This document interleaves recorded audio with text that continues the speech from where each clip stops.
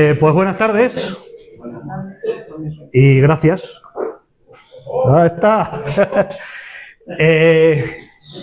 Como creo que todos me conocéis, y para aquellos que no me conozcan, mi nombre, aunque pone ahí Pepe, José, pero bueno, Pepito, Papito aquí. Soy de aquí, nací aquí, aunque me parieron en Navalmoral, pero nací aquí. Como pone ahí, soy hacedor de mapas, al que le gusta contar historias de la historia. No soy historiador, no soy arquitecto y no soy, ni pretendo ser, más que un curioso que cuenta cosas. ¿Vale? Soy hijo de Carmen Lavahilla, de Pepe Banastero, y ya estamos.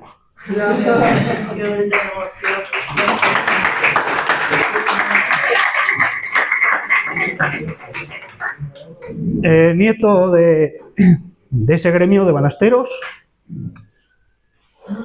bisnieto, y bueno, y parece ser, según mi amigo José Luis Casado, de Cintruénigo, donde tenemos la casa solar de los Casados. Debió ser un gremio importante en la antigüedad, el gremio de los Casados, o sea, el gremio no de los Casados, sino el gremio de los banasteros, porque casualidad que solo es el único que tiene una calle a su nombre en el pueblo.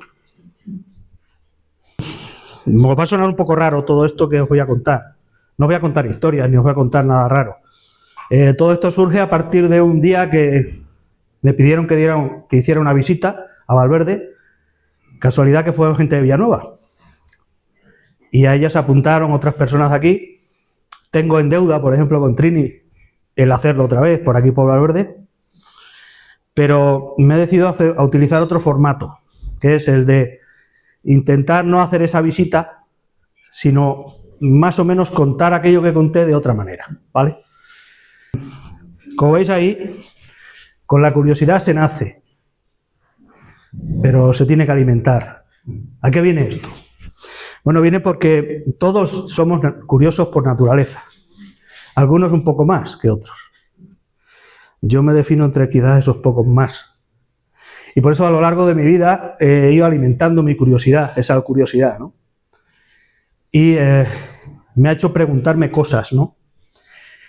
Me ha hecho preguntarme cosas porque por mi trabajo he viajado mucho, he visto muchas cosas que se parecían a esto. No tan bonitas, pero se parecían a esto. Y me he preguntado, ¿y por qué? Y ese porqué de esa curiosidad es la que me hace estar hoy aquí y llevar viendo papeles viejos, como algunos que también están aquí, como Manolo y algunos más, viendo papeles viejos y intentando explicarme el porqué de las cosas. Bueno, ya prometí la otra vez cuando hice la visita que no soy hombre de fechas, ni de nombres, ni de personas, porque quizás son más importantes las cosas, ¿no? Entonces, le llamo a la cosa de las fechas, porque sí que es cierto que a veces cuando se analizan estas cosas hay que hablar de fechas.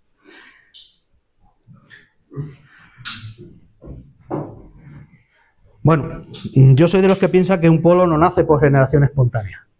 Nada es una seta. Una seta ha salido y esa seta pues se produce, ¿no? Se genera, no.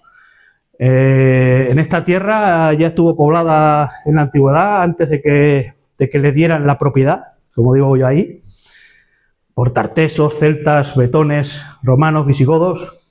Tenemos una identidad antigua. Ahora que se habla mucho de la identidad de los pueblos y no sé qué, este pueblo también tiene identidad. No solo este pueblo, sino el pueblo que está, todos los pueblos que conforman esta comarca geográfica que es la Vera, ¿vale? Entonces, esa identidad viene de una herencia de una gente que vivió aquí antes, muchos años antes que nosotros, y que por citar algunos ahí están. Y no me lo invento. Hay tartesos en Villanueva, celtas cercanos en el castro de por ejemplo, del Raso, o aquí en la comarca, en Jaraí. Tenemos betones, los betones habitaron toda esta comarca, el sur de Salamanca, o sea, una zona muy amplia, y el betón más famoso es Viriato, que les dio bastante por el saco a los romanos. Durante 14 años les dio cera y les dio bien de caña. Los visigodos, los romanos, la presencia romana es indudable. Aquí estuvieron... Los romanos estuvieron muchos años, muchos, tantos como que una calzada secundaria que sale de la calzada principal, que baja por Boveltrán, la que baja por el Puerto del Pico y va a la Vía de la Plata, a Plasencia, pasa por aquí, y la muestra de ellos son los puentes de Cuartos o de Alargos, por poner un ejemplo, y que aquí, en el caso nuestro particular, pasaba por aquí, por la plaza. ¿Vale? Los que son más veteranos de aquí del pueblo recordarán el camino de piedra que había en el Cubo. Esa es la referencia, digamos, más curiosa de ese camino. Lo más cercano y también controvertido, y no por ello conocido, son los moros, como se les llama, los árabes, los almohades. Llegaron en el 711 a Guadalete, y ya en 2 o 3 años estaban ya pululando por aquí. O sea que vinieron con ganas. Pero es que aparte de eso estuvieron 450 años aquí, por lo menos. No sé, algunos pensarán que no somos descendientes de los árabes. Bueno, es una versión. Yo lo digo ahí, que cada uno piense lo que quiera. Si tenemos en cuenta que supuestamente de los cristianos somos descendientes de hace 500, pues algo tendremos que ver. Pero bueno, no digo nada, sobre todo por las narices que hay por ahí y por ciertos rasgos que son muy comunes de ciertos personajes. Y vamos ya, cuando, como dice la historia, esa generación espontánea que decía antes, la cosa empieza como a existir. Hay un momento importante en la historia que es 1186. Un tipo que se llamaba Alfonso VIII funda Plasencia, y como dice él, la funda para plaza de Dios y a los hombres. Ese es su lema. Y se crea el sesmo de Plasencia. El sesmo es una unidad territorial administrativa que comprende un territorio muy amplio, tanto como 1/3 de la provincia actual de Cáceres. Dentro de ese sesmo lo componían 71 pueblos que empezaron a repoblarse, principalmente con gente llegadas, coincido con algunos autores, como Manolo, de Burgos y de León, y incluso yo añadiría de la zona de Navarra y de la zona de vasco-navarros. Eso lo añado yo con todo lo que eso implica, ¿no? Ese sexmo, a su vez, se subdivide, digámoslo así, en otra serie de sexmos más pequeños, o de territorios, o de sitios o lugares que se llaman, en este caso, la tierra de Plasencia se llamó a esto, y aparece lo que ya es la tierra de Valverde. Pero bueno, no me adelanto. Vamos al siguiente. Y aparecen las tierras de Valverde, como digo. ¿Y cuándo aparecen? Pues bueno, pues aparecen en un momento que es importante. Para mí esa fecha es muy importante, el 1189. Volveré en más de una ocasión. Se conceden los fueros a Plasencia. Y con ellos empieza oficialmente la historia. Y eso también es cosa mía. Empieza oficialmente la historia. Es cuando desde entonces dicen que aparece Valverde. Valverde ya tiene torre. Ya existe una torre en Valverde. Y es repoblada por hombres libres, al igual, ahora lo veremos, al igual que Plasencia. 100 años después, Sancho IV dona este señorío a un tal Núñez Pérez de Monroy, que ese ya empezará a sonarnos. ¿Verdad? Pero yo vuelvo atrás, 100 años atrás, otra vez, a 1189. Donde existe una cosa que se llama la norma 148 del Foro de Plasencia. Y dice eso. ¿Y eso qué es? Pues eso es esto. ¿Y esto qué es? Todo hombre que aldea hiciera casa nueva tendrá 9 pasos en cuadro de entrada y salida, y quien no lo cumpla pagará 10 maravedís a los alcaldes. Bueno, puede ser baladí esto que digo, pero es muy importante. Es muy importante porque la tierra de Plasencia se repuebla, gracias a esa generosidad, entre comillas, de conceder tierra a los repobladores y ser hombres libres, entre comillas, al servicio del rey. Eso hace que se produzca ya el nacimiento de algo muy importante en esta comarca, que es el reparto igualitario de la tierra, lo que significa el reparto igualitario de la propiedad y el reparto, digamos, que se cree un concepto de edificio, de casa, de propiedad similar en toda la tierra de Plasencia, incluida la Vera, ¿vale? Bien, en la Vera en particular, por sus características geográficas y morfológicas, se crea un espacio diferente, porque tiene unas fronteras naturales evidentes. El río Tietar, la frontera con otros reinos y la Sierra de Gredos, lo que hace que esa población, ese grupo de gente, estén ahí, solos durante mucho tiempo, aislados de guerras, de planes de reyes de que quieren gobernar o dejan de gobernar. Salvo que ahora, en ese 1289, cambia la cosa. Pero ya el germen existe, ya ha nacido, ya hay 100 años de esa historia. Antes ya hemos contado la otra. Me gusta citar esto, que viene al cuento, porque Alfonso VIII, cuando funda Plasencia, lo hace con una doble función. Por un lado, la función de controlar el avance del reino de Portugal, cortarle el paso, y al mismo tiempo cortar el paso al reino de León. Se mete hacia abajo y les corta el paso a los dos. Así impide que esos reinos crezcan. León se queda cortado en Salamanca, y el incipiente reino de Portugal, fundado 50 años antes, se queda también, no puede venir hacia acá. Luego están las escaramuzas y esas cosas, pero yo no voy a entrar en eso, ¿vale? Esto viene al hilo porque hay para mí una gran obra, una gran novela, que es El alma de la ciudad, de Jesús Sánchez Adalid. Y Jesús Sánchez Adalid describe la fundación y la construcción de la ciudad de Plasencia en su novela, precisamente mientras hacen un viaje unos peregrinos a Santiago de Compostela. Os recomiendo su lectura. Y entre esas cosas dice esto. En esa novela dice que con el paso del tiempo he llegado a comprender que cada ciudad guarda su misterio, su vida propia, su existencia autónoma, particular. Las ciudades no son piedras puestas unas encima de otras para guarecer a la gente. No son solo viviendas de hombres. Las ciudades tienen su auténtico alma, su exclusivo destino. Esto me ha marcado a mí desde que leí esta novela, porque empecé a darle importancia a los hombres y a las mujeres que habitaron estas tierras y que hicieron de esto lo que hoy es. Porque fueron esos personajes anónimos los que crearon el alma de Valverde, de Villanueva, de Talaveruela, me da igual. Vámonos. Como he dicho antes, con el Foro de Plasencia nace algo que yo le llamo una arquitectura sin arquitectos. La arquitectura del pueblo.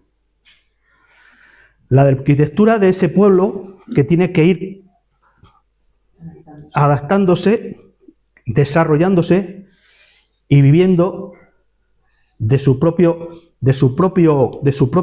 entorno. Para mí hay lo que se llamaría la arquitectura verata. Esto va muy lento. Dale.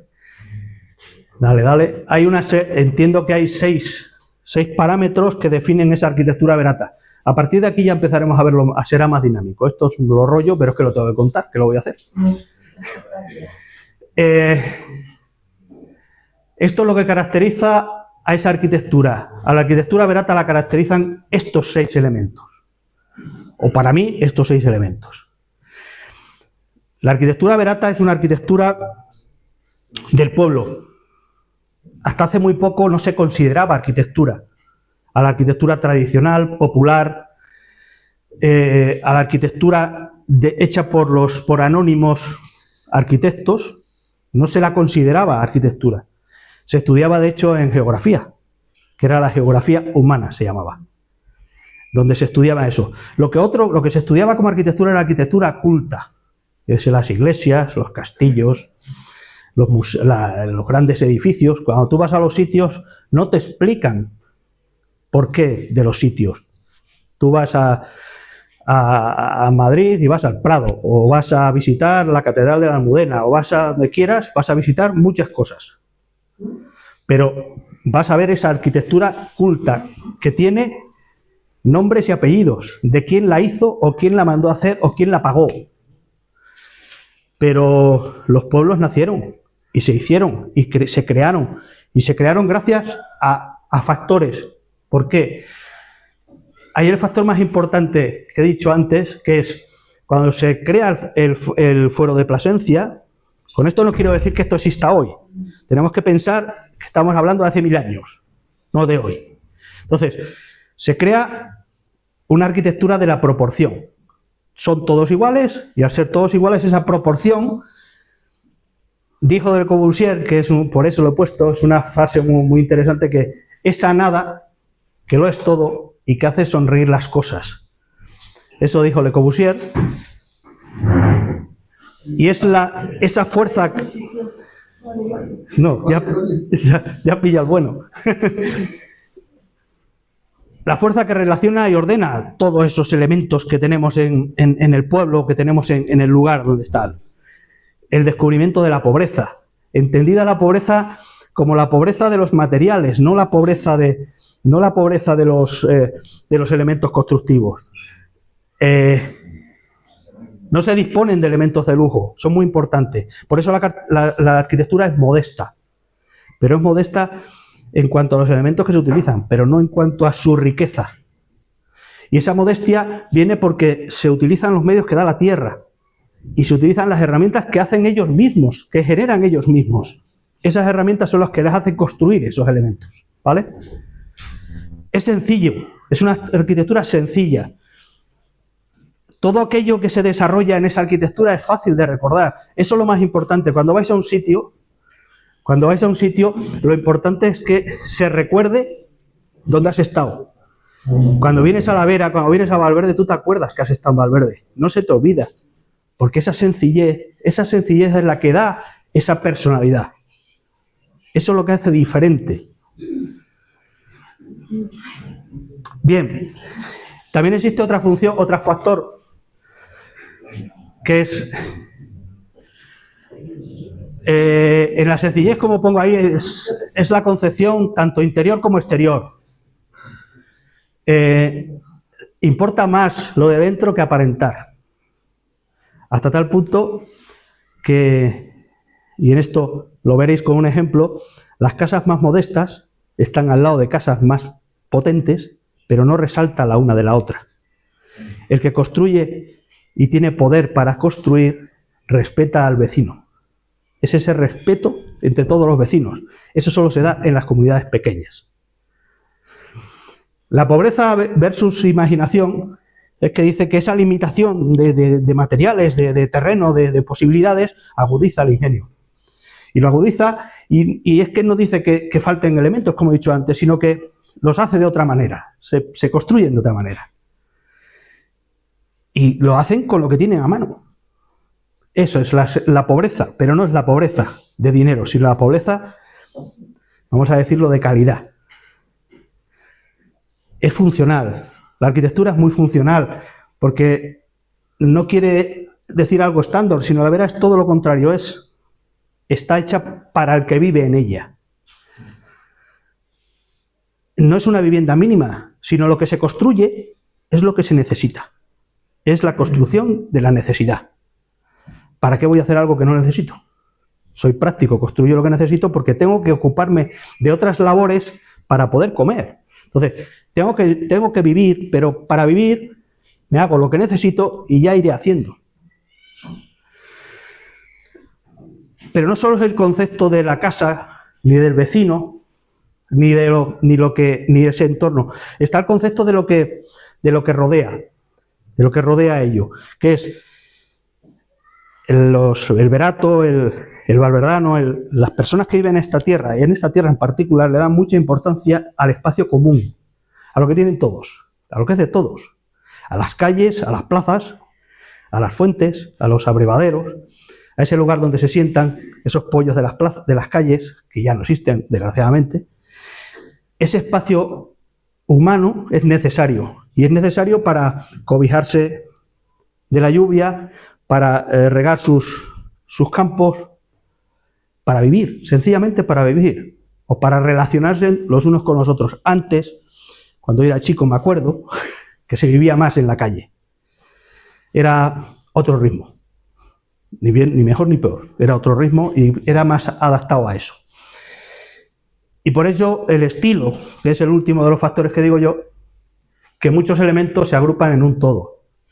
Son tantos detallitos que hacen un todo. Y todos esos detallitos los ves replicados aquí, en Villanueva, en Madrigal, en Taraveruela, en Jaraíz, en menor medida en unos sitios o en otros, da igual, en Jarandilla, en Garganta, los ves.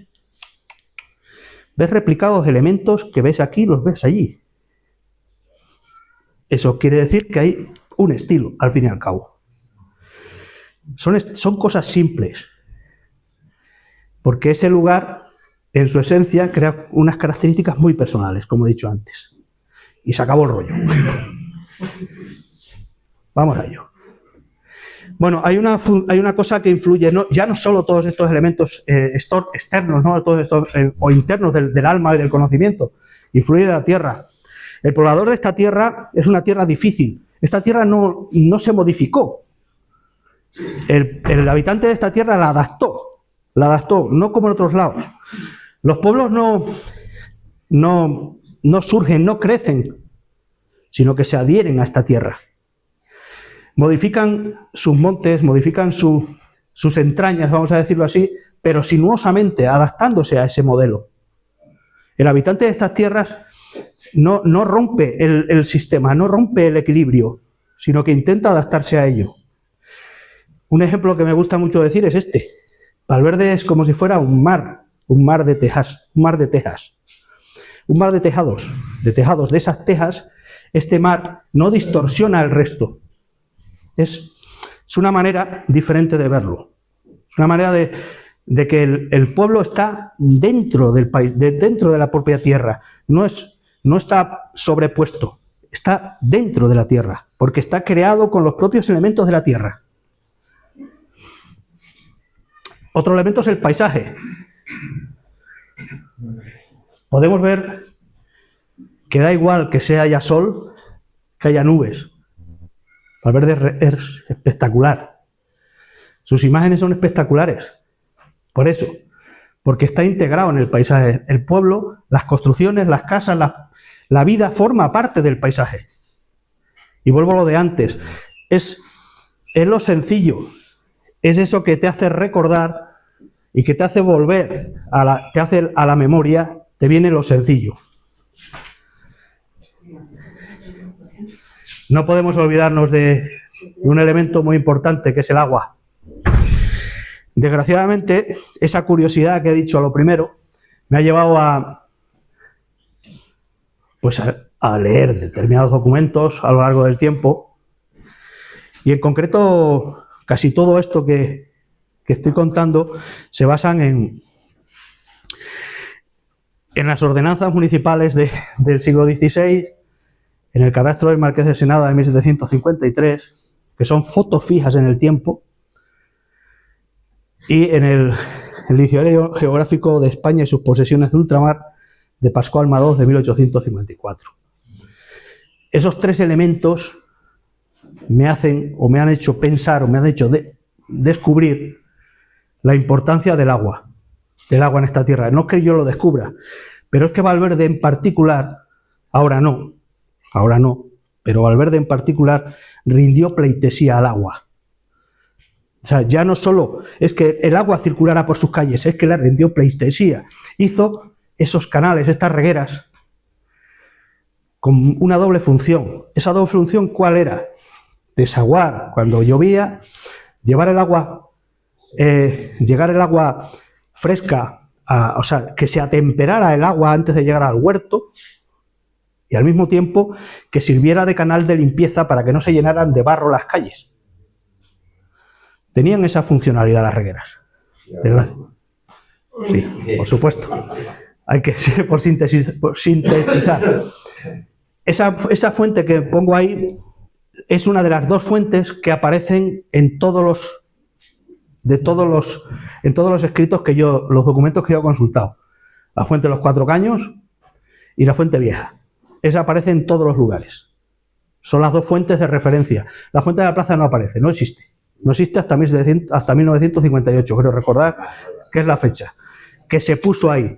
Esta fuente, como todas las fuentes de punto cilíndrico que hay en la comarca, tienen su origen en una que regaló el Ayuntamiento de Plasencia, el Concejo de Plasencia, al monasterio de Yuste para su construcción, y es el modelo que siguieron todos. Cuando vino el emperador Carlos a retirarse ahí, se encontró ya con una fuente. Hay una fuente que es cilíndrica, son todas muy parecidas. Si te fijas en la de Villanueva, tiene la misma estructura, la de Cuacos también, casi todas tienen esa misma estructura, porque vienen todas de esa base o de ese modelo que le regaló el concejo a Carlos V. Seguimos. Bueno, como nota curiosa, hay otra fecha que me gusta mucho consultar y además me llena de tristeza muchas cosas. Este plano es de un trabajo que hicieron para mí unos grandes arquitectos chilenos, y un gran trabajo que fue Premio Nacional de Arquitectura. Se llama Arquitectura Popular de la Vera. Se llaman Ximena Jiménez y el nombre de él no me acuerdo. Este plano es Valverde, lo que pasa es que está puesto boca arriba. He puesto las letras, lo he puesto aquí. Esto es de 1973. O sea, hace 52 años. En este plano todavía están los nombres de las calles antiguas, bueno, antiguas no, las que se pusieron cuando el 39. Pero para mí lo más importante de esto son estas líneas de trazos que veis por aquí, que son las diferentes regueras que había en 1973. Difieren un poco de las de ahora. De hecho, había una que venía por la parte de allá de la plaza, por lo que llama, digamos, por enfrente del bar de Cabo. Aquí había una, según ellos, yo no lo sé porque no me acuerdo, había una reguera. Y como veis, esta otra, yo esta no la veo porque de aquí para allá no puede ir, pero bueno. Entonces, bueno, todas se comunicaban hacia la plaza. Lo dudo porque esta sí existía. Bueno, tiene algunas dudas, pero le da una importancia fundamental a este elemento, al elemento de la reguera, de la conducción del agua. Tanto Madoz de 1854 como estos autores, siglo y medio después, hablaban del orgullo de los valverdanos por su agua, por sus manantiales. La riqueza de sus manantiales, que le permitían haberle hecho este favor al pueblo de que todas sus aguas corrieran por el pueblo como riqueza. O sea, esto lo dice Madoz, que es el orgullo de la Vera, el único pueblo que tiene eso, el único, junto con Villanueva. No hay más pueblos que le den ese empaque al agua, nada más que este. Era, ya no, desgraciadamente. Por alguna razón, Valverde no tiene agua. Dejémoslo así. Otro elemento importante de la arquitectura, ya sí entró también en la arquitectura, es la casa. Me he permitido hacer una secuencia de fotos para que veáis lo que es la arquitectura. Vamos a decir, es una casa que representa, a mi entender, lo que es la arquitectura tradicional, verata y valverdana en particular. Es la misma casa. Y define lo que era la casa en sí, planta baja, y hablo de exterior, planta baja de piedra, según la categoría del habitante o del constructor, era de sillería o era de mampostería recubierta con cal. En este caso no debía ser muy pudiente porque no hay sillería. Es un mampuesto normal, ¿vale? Planta alta y que tenía sus correspondientes entramado de madera con adobe. Construcción sencilla, pero adaptada al clima. De inviernos templados, fríos en alguna ocasión, y veranos calurosos. Ese material aislaba las casas, y era así, las paredes. Es una pena que esto no se pueda usar ahora, porque está fuera de normativa. Luego entraremos en eso. A medida que iba aumentando la altura del edificio, se iban generando nuevos elementos para dar amplitud a la casa. Se sobreponían sobre las vigas elementos para volar, para hacer más grande la casa.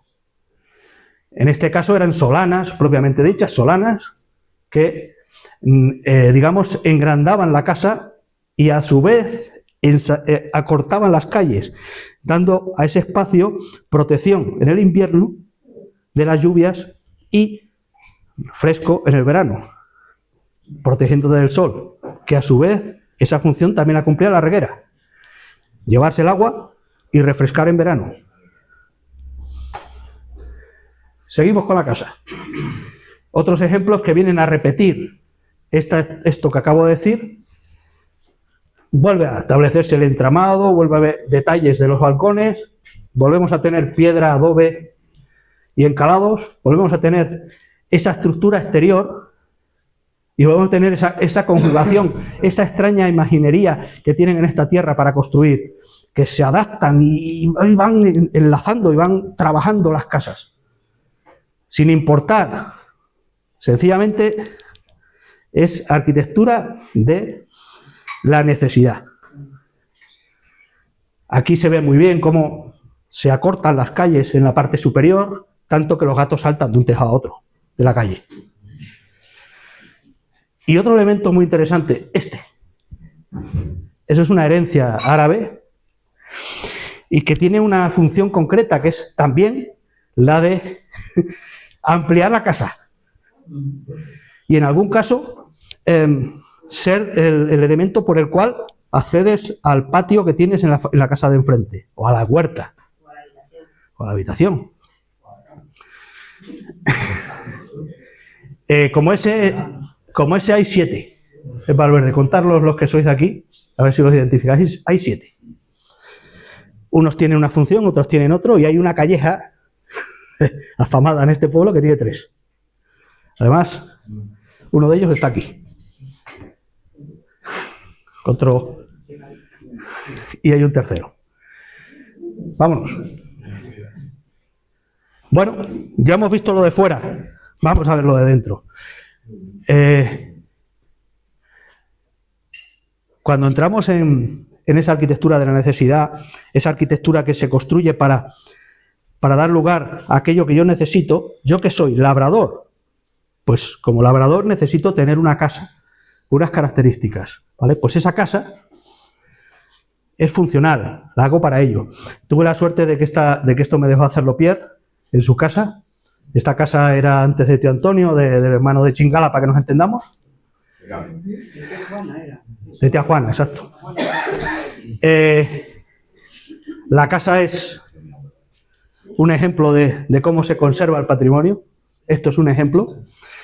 Esta casa tiene su estructura tal y como estaba. Esta es su fachada, que cumple perfectamente con las premisas y con los detalles que tiene este pueblo.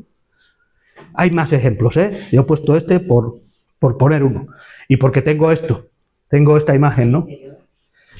Y este ya es el interior de una casa de labranza, una casa labriega, de labrador, de alguien que tiene ganado. Entonces, esta casa tiene una corcasa, esa entrada inicial, que distribuía los elementos de la casa, generando un espacio por aquí que se salía al corral, donde estaban, digamos, las cuadras de los bichos de capezuña abierta, de los bichos chicos, los cochinos, las gallinas, la cabra, la borrega.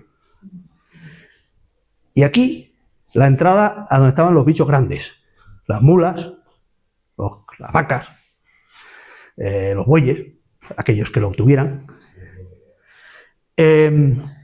Tenía una función muy clara, que era la calefacción. Aquí estaba la alcoba, aquí dormían, y la cocina estaba arriba.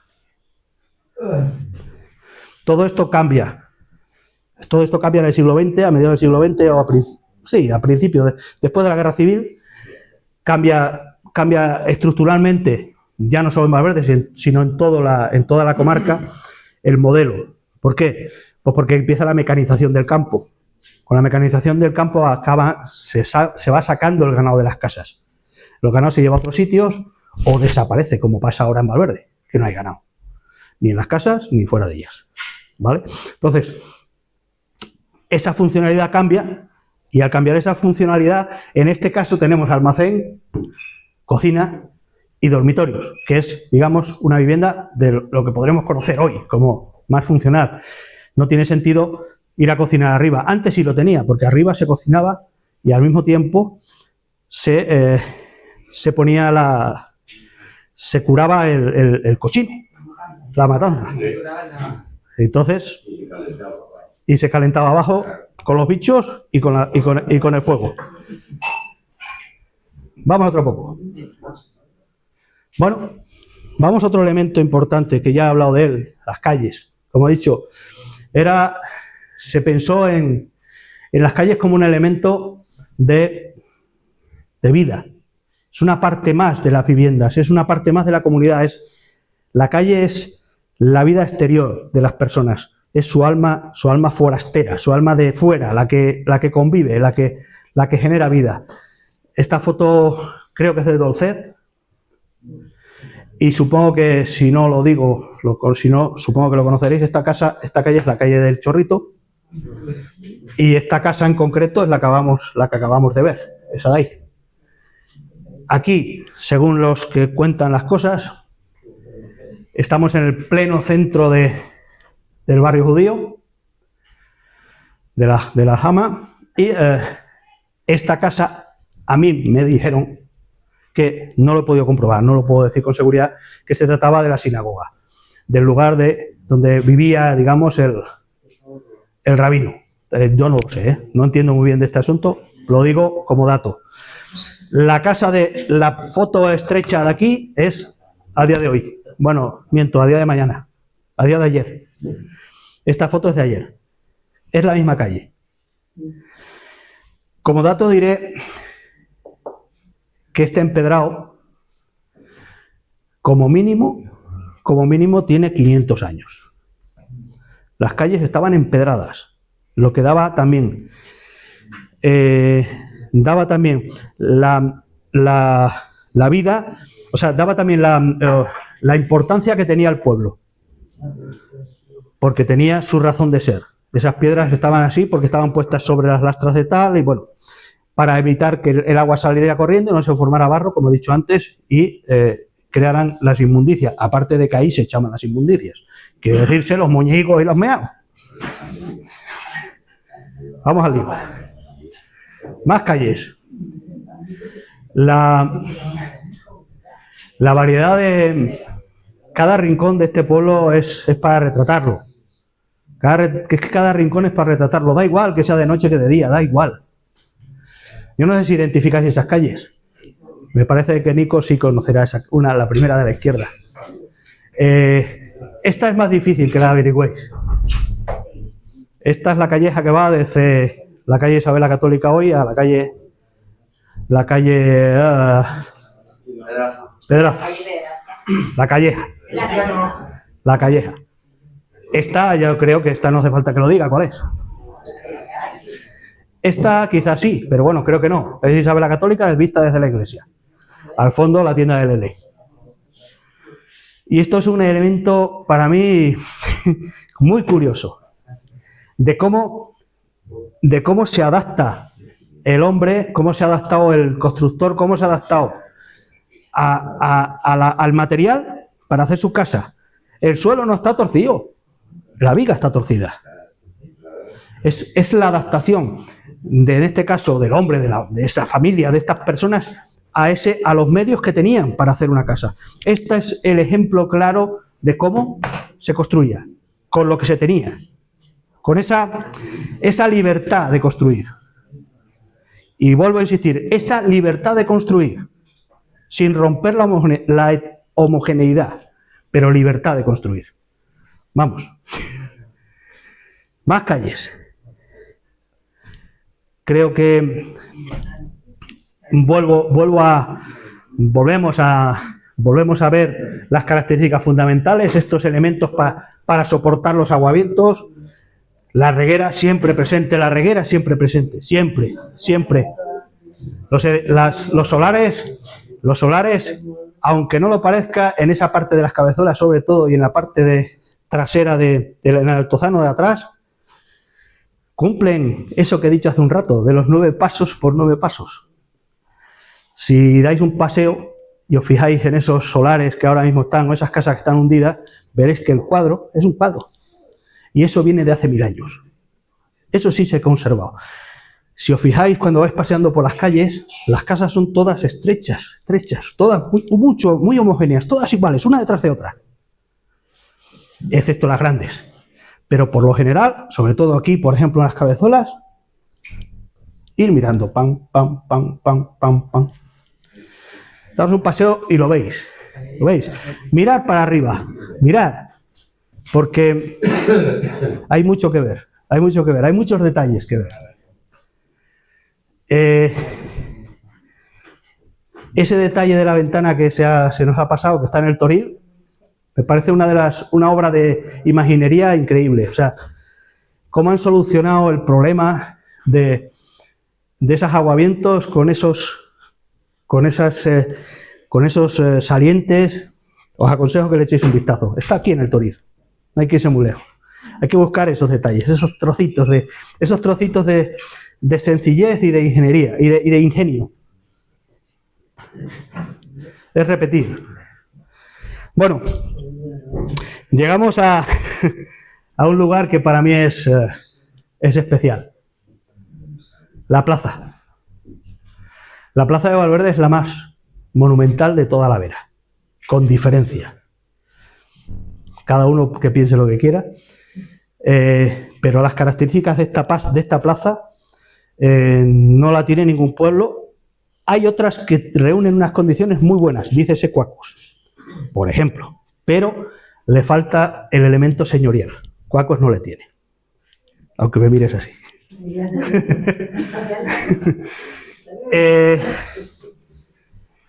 ¿Qué es eso del número áureo? ¿Por qué pongo esa bobada? Bueno, en la Edad Media, o sea, en el Renacimiento, en el siglo XVI, que es de cuando es esta plaza, del siglo XVI, en el momento de máximo esplendor de Valverde, que fue en el siglo XVI, de máximo esplendor de la Vera, que fue en el siglo XVI, y prácticamente de toda España, pero en concreto de la Vera fue el momento de máxima expresión, en el siglo XVI, y en concreto 50 años del siglo XVI en Valverde, en concreto. En mi opinión, vuelvo a decir. La plaza cumple una función muy importante, y así lo dicen las normas, así lo dicen las ordenanzas reales de 1500, no me acuerdo de la fecha, 1550 o 1500 no sé qué, que establecen cómo tienen que ser las plazas. Tienen que tener mínimo una largura de 2 veces el ancho. Pero fueron más retorcidos algunos, y el caso de Cuacos, ahí sí, el caso de Cuacos es perfecto, buscaron lo que era el número áureo, en busca de la perfección y el equilibrio. Hubo una corriente precisamente en esa época, a mediados del siglo XVI, que creó digamos, el factor de la proporción máxima, y le llamó el número phi. Se parece a pi, pero es phi. El número phi es una equivalencia igual que el 3, 14, 15, 16, 94 del pi. En este caso es 1,61, 8, no sé qué, no sé cuál. Mucho largo, muy largo. Se buscaba esa proporción. Esta plaza lo tiene. 21 por 34.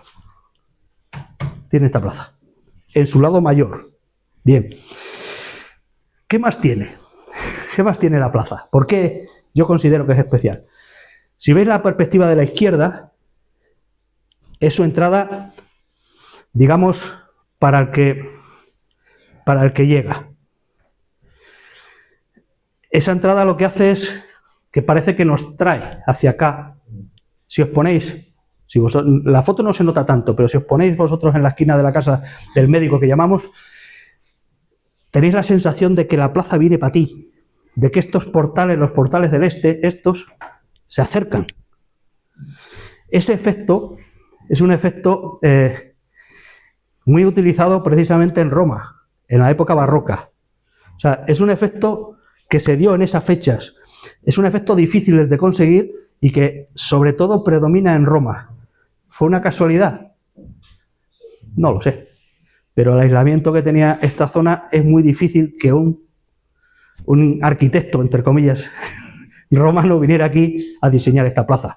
Pero tampoco lo podemos, digamos, descartar, porque Diego López de Zúñiga y toda su familia y sus posteriores herederos eran hombres de Estado con un peso muy específico en la vida y en la sociedad y en el Estado. Con lo cual, no lo descarto. Pero, casualidad, yo diría que casualidad. Y bueno, que también había constructores que lo hacían bastante bien.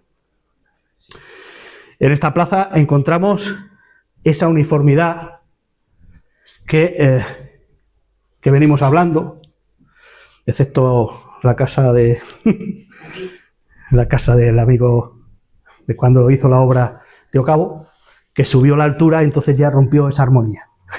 Pero bueno, antes se hacían las cosas así, ¿qué lo vamos a hacer? Y lo que falla del todo es esa idea de colocar, en mi opinión, este zócalo, que no tiene nada que ver con la arquitectura verata, nada.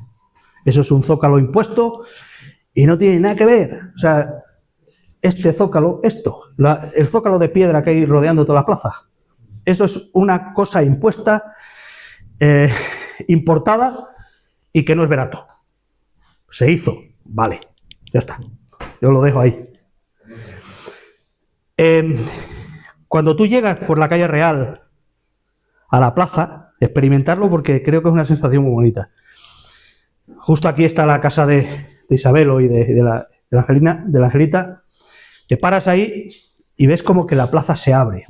Hay un embudo, que es este embudo, con la casa del médico, y la plaza se abre, se hace como más grande y se viene para ti. Aquello se viene para ti.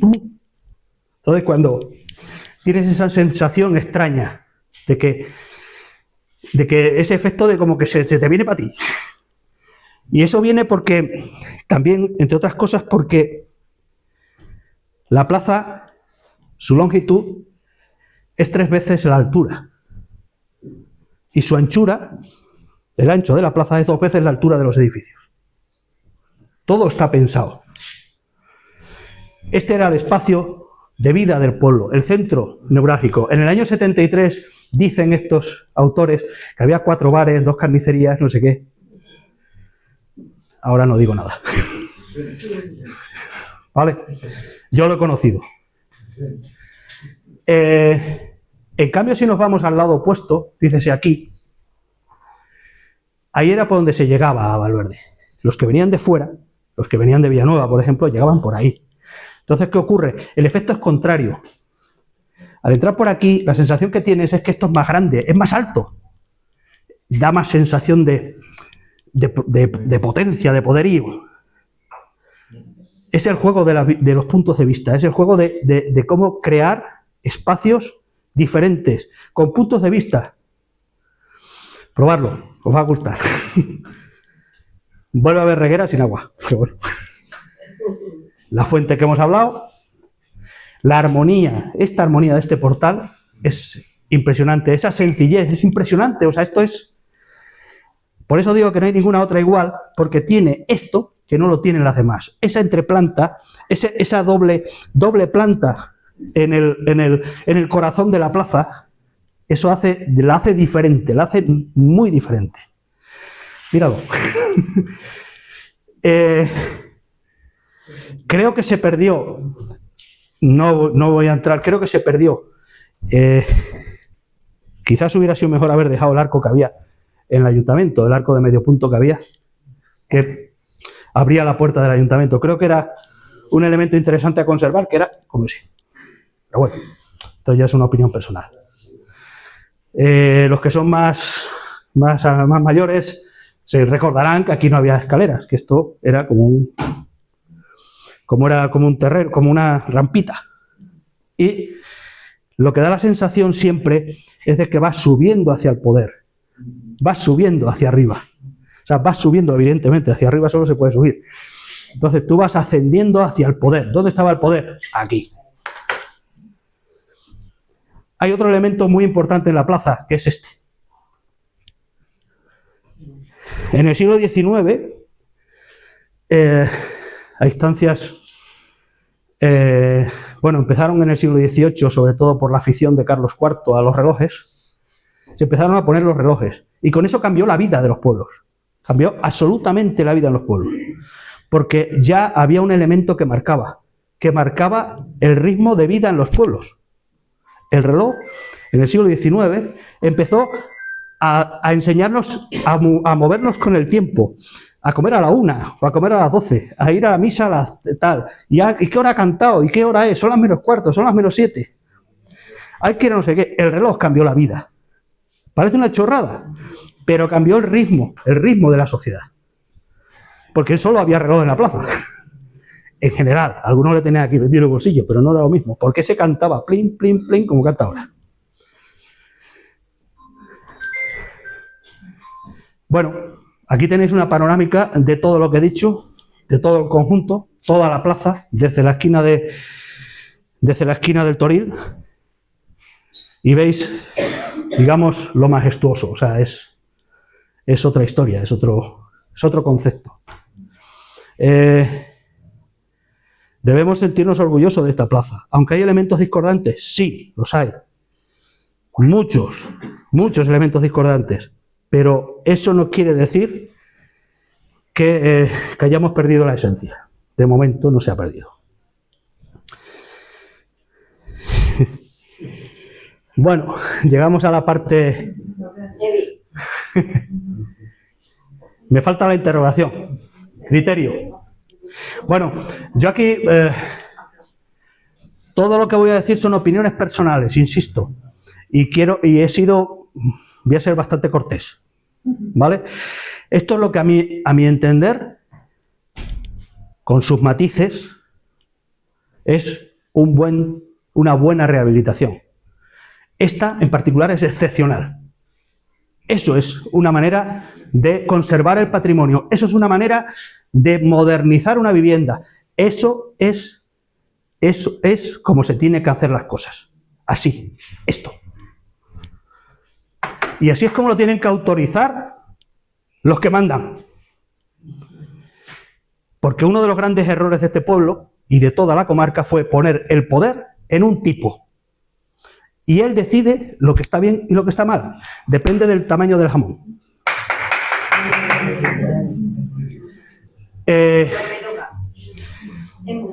Esto. Lanzaroco. ¿Lo conocéis? Es una manera de mezclar conceptos. Yo no lo apruebo, pero creo que está bien. Y no entro en dentro, lo de dentro es otra historia. Ahí no voy a entrar. Pero esto no es una fachada barata. Y aún así es respetuosa. En cambio me callo con lo de atrás, porque esto sí es trabajar bien. Esto sí es hacer las cosas bien. Y esto se podía haber hecho aquí también. ¿Vale? Y el que tiene la capacidad de haber decidido esto. Y esto es el mismo tipo del que vamos a ver ahora. ¿Seguimos? Sí. ¿Y esto qué? Porque este tipo permite esto. Esta es la mayor aberración que hay en este pueblo. Y no conozco al dueño, me da igual. Pero esto no se puede hacer. Esto es una barbaridad. Esto es una barbaridad que se ha permitido el lujo hasta de ponerle un escudo. ¡Un escudo! Aquí. Y un Cristo, o un doloroso, como se llame, no me acuerdo cómo se llama esto. Una de estos... Esto es una barbaridad. Esto es una afrenta al patrimonio. Esto es una afrenta. Y lo digo bien alto. Esto es una afrenta. Y esto también. Esto está en el Altozano, enfrente de una de las mejores casas que hay en este pueblo en patrimonio. Y no solo ha hecho esta fachada, se le han consentido hacer esto, sino que encima tiene los chismes puestos ahí, del aire. Encima. Aquí me callo. Esta casa es la que se conocía, la casa de los Santana, creo que recordar que era el nombre. De esa me callo, por una razón. Porque esta se hizo con los criterios de cuando las normas eran permisivas. Esa casa es muy antigua. Está en la calle Real. Lo que no puede consentirse es esto. Esto no se puede consentir. Eso es otra aberración. Y esto es la mayor aberración que hay. Si he dicho aquella, esta ni te cuento. Eso es una vergüenza. Que a ese propietario no le permitan hacer nada, ya no solo nada, sino intentarlo. Y esa casa se va a caer. Y ya esto es la hostia. Yo llamo cosido sin traje. Este pueblo está cosido de cables. Es imposible sacar una sola fotografía sin que salga un cable. Ahora sí, es posible que te denieguen hacer un balcón, pero tú no puedes decir nada para que te coloquen esta mierda en tu puerta. Sin calcular lo que eso significa para esa casa. Porque hay que calcular los riesgos estructurales. Eso no se calcula. Hace 7 años este pueblo perdió una oportunidad, no este pueblo, sino se perdió una oportunidad muy importante, que es, hubo aquella desgracia que hubo, que por suerte solo fue material, pero había dado tiempo, hubiera sido el momento perfecto para haberse replanteado las cosas y haber vuelto a hacer cosas como se hacían antes. ¿Vale? Y todos estos cables, como hay en otros pueblos, de igual valor arquitectónico que este, haberse puesto enterrados, soterrados. Porque entonces aquí vinieron todos a pasearse la corbata y a dar palmaditas, pero no se hizo nada. Han pasado 7 años, estamos peor. Entonces, eso se tenía que haber hecho antes. ¿Cómo se tenía que haber hecho? Pues soterrando esto y haber creado unas escuelas taller, haber creado formación para que gente se conociera medios de trabajo, métodos de trabajo con piedra, con adobe, y se hubiera vuelto a la construcción tradicional. Hubiera sido una experiencia puntera, inicial, y además estaría apoyada por Europa, seguro. Había un proyecto que se llamaba Proyecto Elena para hacer precisamente eso. Pero no me interesa trabajar. Y es que llega la desfachatez a extremos como este. Estos son las parras. Está cosido de cables, es que está cosido. O sea, esto es una sinvergüencería. Esto de aquí, esta es la misma casa que hemos hablado antes, es que esto está tirando de este puntal. Esto es una locura. Y bueno, no se libra ni la plaza. Aquí la tenéis. Otra de las casas que todavía quedan, una casa de vecinos, que también había casas de vecinos, había comunidades aquí. Aquí la tenemos, con sus platos y sus cables. La casa de la Isidro, o sea, de la Antonia, y sus cables. Podría poner cientos de fotos, no hay ni unas. Pues hagamos algo en ese sentido. Vamos a ello. Bueno, vuelvo a lo de antes, la arquitectura culta. En esta tierra la arquitectura culta casi no existe.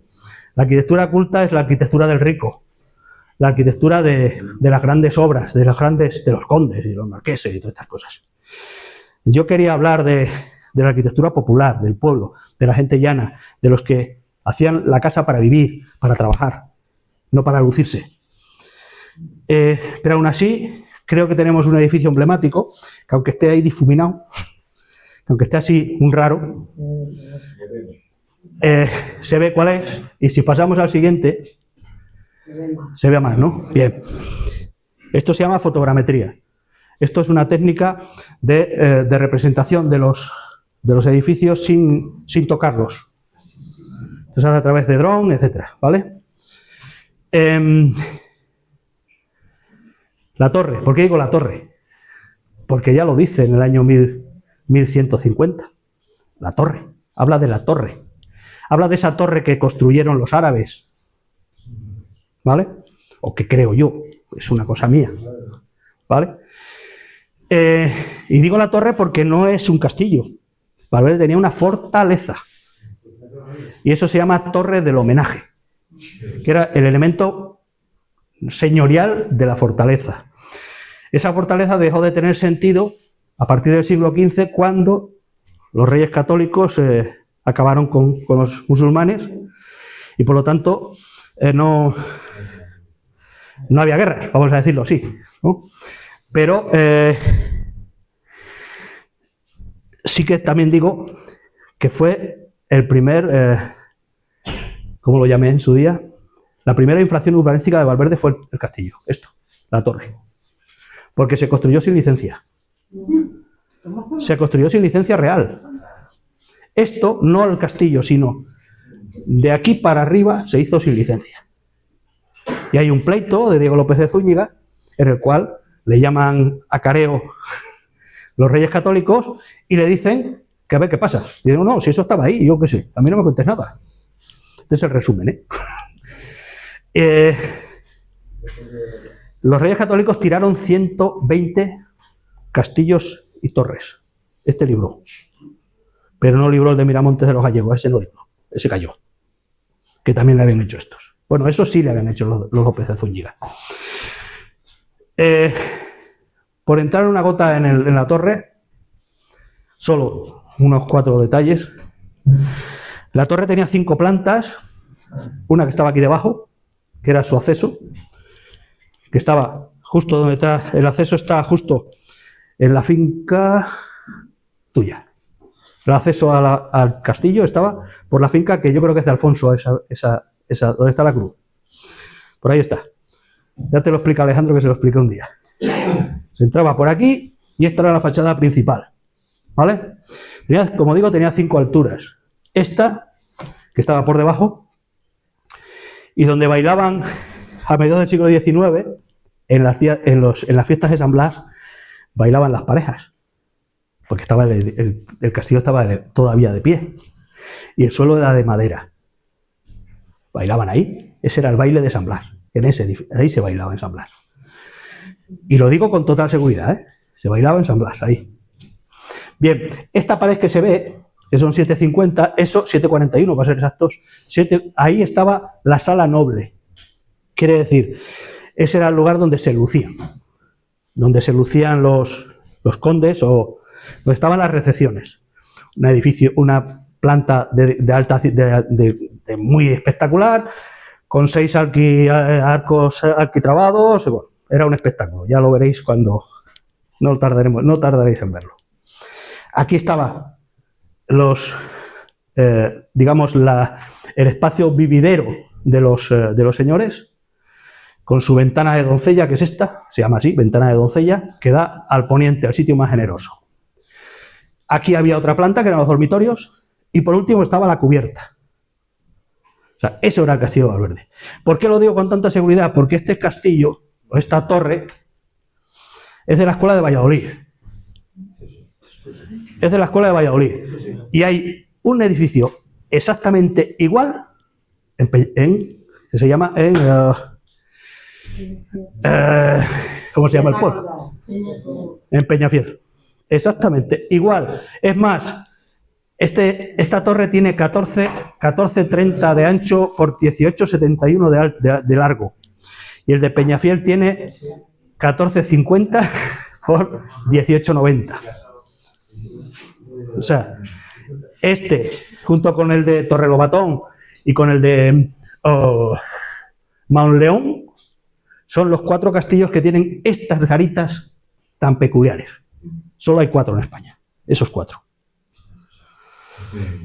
Es una pena, pero bueno, así fue, no lo voy a discutir, que cuando se hizo las labores de consolidación en 1985, se enterrara, se hormigonara todo, con lo cual es imposible determinar o analizar o estudiar cosas salvo hacer hipótesis, ¿vale? Es más, lo que es una vergüenza es que se hiciera sin haber hecho un estudio arqueológico. Aquí hay un responsable, que es el Servicio Arqueológico de la Junta de Extremadura, que no hizo su trabajo. Eso sí, se llevó un cañón. Se llevó un cañón. Un cañoncito que había, que no sé el nombre exacto, no sé cómo se llama. Un cañoncito así y algunas cosas más, ¿vale? Y si te he visto no me acuerdo. Nadie sabe dónde está. Seguramente en alguna finca. No, pues yo no lo he encontrado. Ya me diréis dónde. El edificio quedó muy tocado la torre quedó muy tocada con el terremoto de Lisboa. Terremoto de Lisboa de 1751. Le afectó. Aunque no lo creáis, aquí hubo 5 por encima. O sea, 5 en la escala de Richter. Aquí. Quedó ya tocado. Pero no fue hasta 1895 cuando colapsó. El castillo se hundió para adentro. Se cayeron los 2 lienzos más débiles, que por donde iban las escaleras y donde estaban las ventanas principales, que son el lienzo oeste y el lienzo sur. Se cayeron.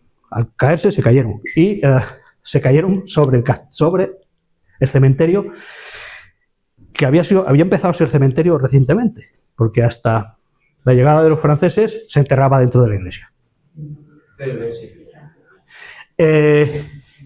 Como dije en una cosa que escribí este verano pasado, no hay mal que por bien no venga. Hubo una ordenanza, hubo una reunión en el ayuntamiento en el cual había que quitar aquellas piedras. ¿Para qué? Pues para poder seguir usando el cementerio. Entonces, ¿qué hicieron con las piedras? Se hicieron muros, se arreglaron las casas, se pusieron dinteles, ¿vale? Entonces se aprovechó, digamos, el pueblo de esa desgracia, entre comillas, ¿vale? Ya os contaré algún día más sobre el castillo. Hoy, con esto, ya vale. ¿Y lo que viene? Pues no lo sé. Yo no lo sé. Yo me permito, de momento, vivir en nuestro pequeño mundo, que es Valverde, y ya que los de Bilbao tienen un globo terráqueo para ellos solo, yo también tengo uno para Valverde solo. Y vivir en la belleza, disfrutar del sano deporte de mirar, de buscar respuestas en el silencio y escuchar. Hacer ese deporte que os va a gustar. Seguro que os gusta. Dale. Y ahí tenéis. Ahí tenéis. Un pueblo con corazón nunca desaparecerá. Nunca. Y gracias.